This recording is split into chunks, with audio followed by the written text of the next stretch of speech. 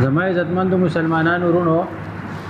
هغه عظیمه مبارکه میاشت چې پیغمبر علیه الصلاۃ والسلام بر دې د پاره دعاګانې کولې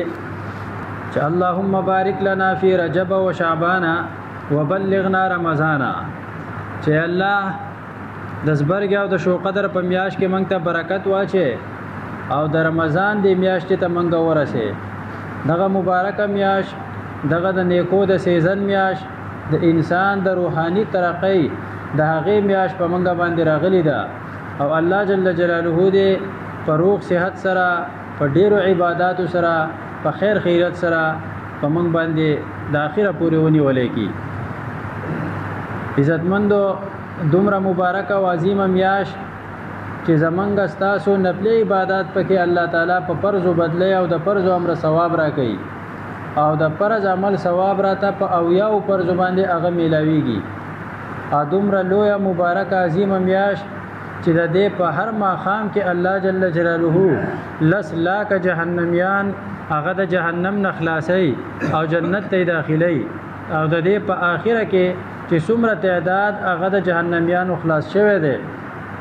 دومره مقدار مجموعي تور په اخرنۍ شپه باندې د جهنم نه هغه د جهنميانو مسلمانانو ګناګارو خلاص شي او جنت ته ور داخل کړي شي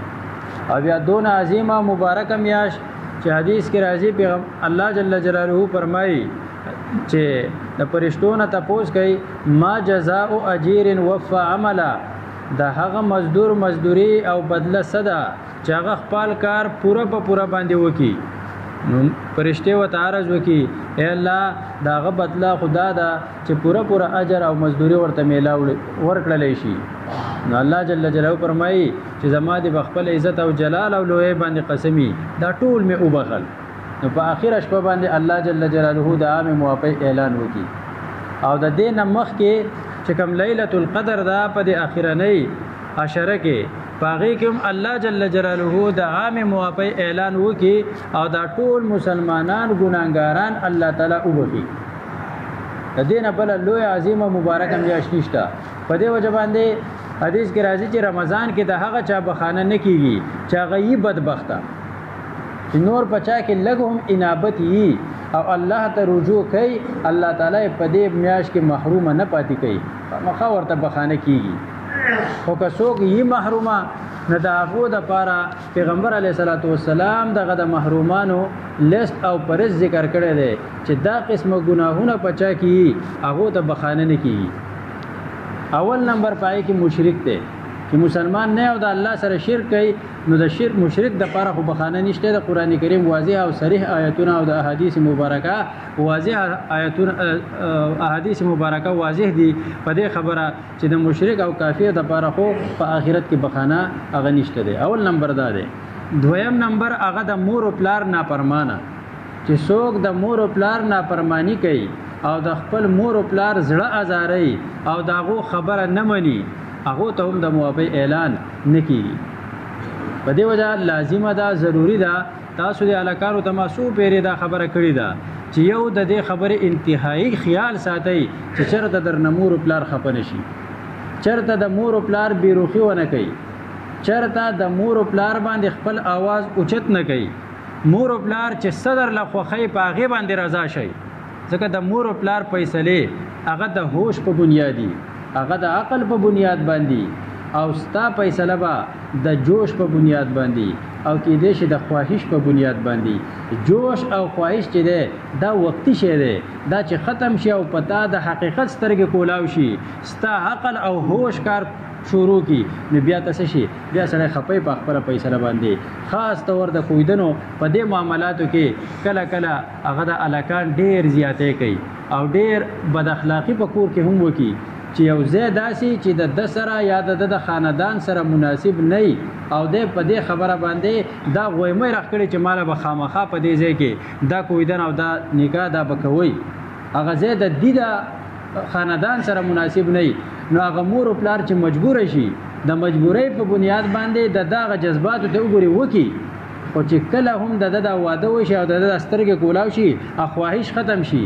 جوش ختم شي او هوش او عقل کار شروع کی بیا په ورستو دی خپي ځکه د چې وس کم خبرې ته ذهن ورسېدو د مور او پلار او د مشرانو د دینه مخکې هغې ته ذهن رسېدلی و نو په دې معامله کې خامخا د خپل مور او پلار نه مه مخکې کېږئ هغه چې ستاسو دپاره کومه فیصله کوي هغه به ستاسو د بهترۍ دپاره وي ستاسو د مستقبل لپاره وي او تاسو چې کوم وایي نو دا ستاسو صرف د جذباتو فیصلې دي دا ستاسو د جوش فیصلې دي نو د مور او پلار پر رضا کې هغه خپل رضا دا وګڼئ او ګوره د مور او پلار داسې دوه هستۍ دي چې د خپل ځان نه زیات د خپل اولاد په کامیابۍ باندې خوشحالېږي او د مور او پلار داسې دوه هستۍ دي چې په سخته کې ځان مخکې کوي اولاد رستو کوي چې دې ته سخته ونه رسي او په راحته کې اولاد مخکې کوي چې زما د اولاد ته راحت دي خیر دی که زه په سخته کې یم نو چې کم دوه هستۍ داسې دي چې په سختې ته ځان نیولی دی او په خوشحالۍ او په راحته کې تا مخکې کوي او د خپل خوشحالۍ نه زیات ستا په خوشحالۍ باندې خوشحالېږي او خپل زندگی هغه په ور سکور کې او په تکلیفونو ته نیولې د خپل اولاد د راحت لپاره هغه ولې ستا لپاره غلطه فیصله کوي هغه به ولې ستا لپاره د نقصان فیصله کوي نو مور او پلار چېرته خفه نه کوي ځکه حدیث کې دا هم راځي چې مور او پلار درنه خوشحاله وو الله درنه خوشحاله دی که مور او پلار درنه خفه وو الله درنه خفه دی بل ترمذی شریف کې حدیث دی الوالد اوسط ابواب الجنه پلار او مور والد کې دواړه راځي دا د جنت یو اعلی دروازه ده که څوک غواړي په ځان پسې دا بند کړي او که څوک غواړي د دې حفاظت وکړي نو دویم نمبر په دغه محرومینو کې چې د دې میاشتې نه هغه محروم اوځي هغه سړی دی چې د مور او پلار نافرمانه د مور او پلار رضا هغه نه غواړي او مور او پلار خفه کوي دریم نمبر په دغه محرومینو کې هغه سړی دی چې هغه تکبر کوي ځان لوی ګڼي او بل کم ګڼي بل سپک ګڼي بل ته حقیر ګوري انسان لدا نه دی پکار چې دې ځان ته لوی وایي راغلی هم بربند دی زی به هم بربند د قیامت په ورځ به پاسي هم بربند دا درې وانه کې دا ټول انسانان شریک دي دا ټول انسانان شریک دي او حدیث کې راځي مشکات شریف کې حدیث ته اول ما یکسا ابراهیمو د ټولو نه اول به کپړې ابراهیم علیه السلام ته اچولی کېږي چې د خلکو نظر کې ونه لګي بیا به دغه انبیا چې راپاسي نو یو روایت کې دا دی چې دی به په خپلو کفنونو کې بیا راپاسي او اول چې راپاسي د هیڅ چا به یې سوم دی چې د چا نظر په دې انبیاو باندې نو پیدا شوي یو شان ټول انسانان مري یو شان قبر ته په یو شان لباس کېږي او بیا راپاسي به هم د قیامت په ورځ یو شان نو ته پسه لوی شو او بل لکه مې کم شو په دنیا کې لږ الله تعالی ازمیل کوي چاله یو خس کې ډېر ورکړي چاله کم ورکړي څوک یې لږ ښکلی پیدا کړی څوک یې لږ بدشکله پیدا کړی څوک یې لږ قابل پیدا کړی څوک یې لږ ناقابله پیدا کړی دا د الله خپل یو ویش دی هر یو سړی په دې کې څه کوي هغه ازمي نو ځان ته لوی ویل هغه نه دی پکار لوی هغه یو ذات دی چې په هغه باندې هیڅ قسمه وبال او نقصان او کمزوري هغه باندې نه راځي ما او تا په خېټه جدل شي په مجلس کې کېناستی شو زما ستا په غاښ باندې چې لږ دړ شي موږ په قلاره کې ناستې شو زما ستا په غوږ باندې چې دړ شي موږ په قلاره کې ناستې شو نو چې زما ستا وجود زما ستا په واک کې نه دی تکبر په څه باندې کوو چاته دې سپک نه ګورو د مال په وجه د نسب په وجه د عهدې په وجه د ښایست په وجه د قابلیت په وجه چې څوک بل انسان ته سپک ګوري زما خو خپله نظریه ده چې د انسان نه داسې ځناور غوندې ښکاري انسانیت لوی شی دی هر انسان ته هغه د قابلیت په نظر باندې وګوره چې د زمنګ د مخلوق لا د معاشرې لا د انسانیت لا د ټولنې لا د محلې لا څومره کار کولی شي څومره نشي کولی په دې قابلیت یو انسان ته ګوره په دې د هغه قدر احترام کوه په دې وجه نه چې هغه سره مال دی جدای هر څه دی که غول خوري نو خلک ورته وایي دا ښه دی او که یو غریب سړی دی او هغه انتهایی درجې هوښیار دی د معاشرې له ښه دی د محلې له ښه دی د کلي له ښه دی هر لحاظ سره غم ښادۍ له ښه دی خو خلک ورته نه ګوري هغه بجلیګر مولوي صاحب خبره وایي که د مالدار سړي د خولې نه غول ساسي که ده وګوره څومره ښکلی رنګي دی او چې د غریب سړي د خولې نه ګبین ساسي که نه وګوره داسې ډنګي بهیږي غریب سړی هغه ګبین ته ډینګ وایي او د مالدار هغې غولو ته هم څه وایي وایي رنګ یې ښکلی دی نو د دې نظریې نه دې موږ اوځو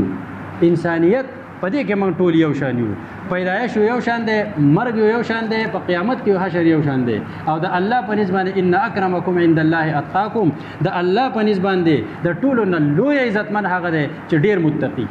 په چا کې ډېره تقوا ده هغه ښه دی نو ما دریم نمبر کس هغه دی چې هغه تکبر کوي دته موافي نه کېږي څلورم نمبر هغه دا دی چې رشتہ داری ختموي، ورانې کوي، د مسلمانانو د یو بل سره ورانې کوي. دومره ورانه د یو بل سره مه کوئ چې په لاره یو بل ته په خیر نه وایي. دومره کم سے کم روغه ساتئ چې په لاره یو بل ته سلام او په خیر قدرې وایو. دا ورانه نه ده. د یو بل سره ډېر ناسته پاسته کېناستل پاڅېدل ګپ شپ لګول هغه بیا وروستي تعلقات یا جدا خبرې دي. خو دومره ورانه به نه کې چې سړی مجلس ته راشي یا په لاره مخې له راشي او په یو بل ځان ننګاره کړي، یو طرف ته مخ کړي او بل طرف ته مخ کړي. او بعضې به کېدای شي په لقسته موبایل غوږ ته ونه شي هغه طرف ته مخ کړي او خبرې کوي، انکړی هم نه. دا چل به نه کوي چې دا چل لیکو دا ورانه ده. دا سره دا ورانه نو چې ورانې کوي د یو بل سره په رشتہ دارۍ کې د مسلمانۍ سره دته بخانه نه کېږي. پنځم نمبر کینهګر سړی، کینهګر چې په زړه کې هغه څه ساتي، کینه ساتي، بغض ساتي،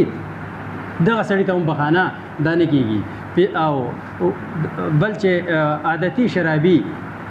شپږم نمبر، او اووم نمبر عادتي بدکاره زناکار. تر څو چې د دې اوو ګناهونو نه توبه نه ویستلي دته موابي نه کېږي. چا کې دا ګناهونه الله تعالی دې ټولو ته د دې نه توبې توفیق را نصیب کړي چې دا رمضان زما او ستا د مغفرت سبب وګرځي، او الله جل جلاله دې دا باقي ورځې هم په خیر خیرت سره تېرې کړي. او بل